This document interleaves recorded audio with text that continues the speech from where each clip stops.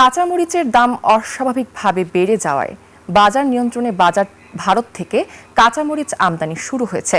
সোমবার হিলি স্থলবন্দর দিয়ে কাঁচামরিচ বোঝাই ট্রাক দেশে প্রবেশ করেছে। 3টি ট্রাকে আমদানি হয়েছে 21 টন মরিচ। দেশে কাঁচামরিচের দাম ঊর্ধ্বমুখী হয়ে উঠলে আমদানির অনুমতি দেয় সরকার। হিলি স্থলবন্দরের 74 জন আমদানিকারক 27,110 টন কাঁচামরিচ আমদানির অনুমতি পেয়েছেন। এদিকে রাতে প্রথম চালানে বেনাপোল স্থলবন্দর দিয়ে 9 টন 200 কেজি কাঁচামরিচ দেশে প্রবেশ করে। বন্দরের আনুষ্ঠানিকতা সম্পূর্ণ হওয়ার পর কাঁচামরিচ ঢাকার উদ্দেশ্যে পাঠানো হয়।